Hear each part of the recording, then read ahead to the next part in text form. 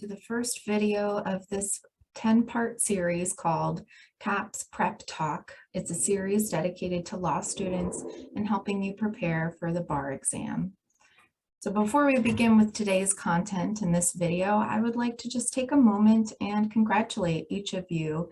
If you're watching this video in preparation for the bar exam, this is a really wonderful, pivotal part in your life right now. You're working towards the final steps of finally being able to practice law independently. And I understand it might be hard to really accept that message and feel the sense of excitement because this exam is looming over you, and that's probably why you're watching this 10-part series.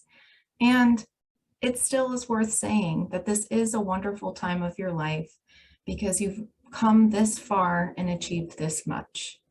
So, congratulations aside, we'll go ahead and get into today's session content. And it's really important to recognize stress. Stress is the topic of today's content. And the reason why it's such a huge focus is because of the impact it has, not only on our minds, but our bodies as well. As much as we would like to think our minds are still connected to our bodies, and the way that we feel physically can affect us the way that we feel mentally. And likewise, our mentality can actually have an impact on our mental and physical health as well. So this first video is dedicated to just acknowledging the stress that you're feeling and focusing on how you can channel that stress into a way that's helpful for you. Our 10-part series will cover different topics from self-care to mindfulness and other stress reduction practices. But today, again, the focus is to just acknowledge and accept that stress is going to be a part of your life as you prepare for this really big exam. And naturally, I would be surprised if somebody said that they weren't stressed out about it.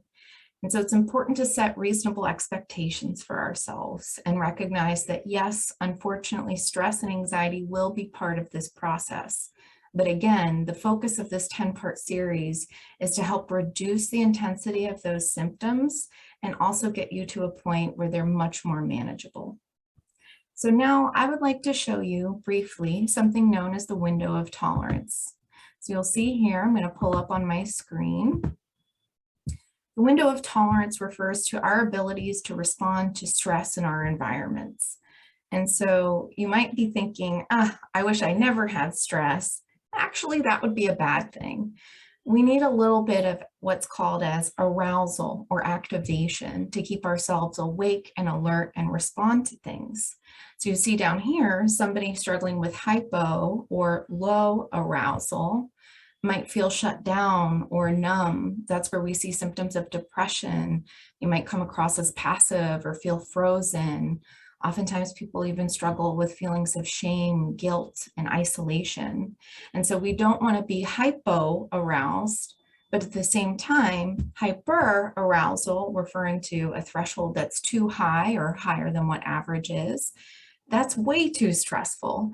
That's where we find ourselves to be really fidgety or shaky or feel like we can't sit still or anxious. We might engage in nail biting or anxious behaviors. We might feel that things are really chaotic, and this state is often referred to as the fight or flight state. And as with hypoarousal, that's more of, again, that freeze state. And so what you really want to aim for while you're studying for your exams, while you're living your daily life, whatever it is, we really want to aim for this window of tolerance where we're activated enough that we're awake, we're alert, we're paying attention, but not so much that we're overwhelmed and can't concentrate. And so when we're within this window of tolerance, we'll find that we have openness, curiosity, we're present in the moment, we're grounded, and we can self-regulate. We might run into some issues on the day-to-day, but if we're within this window of tolerance, we're much more able to manage them effectively and efficiently. So again, setting realistic expectations for yourself. Recognize that stress is definitely going to be part of this process. It's a huge exam that you're taking. It's really important. It's the next step in your life. So of course, stress will be part of that. And let's focus on ways to make that stress productive for you.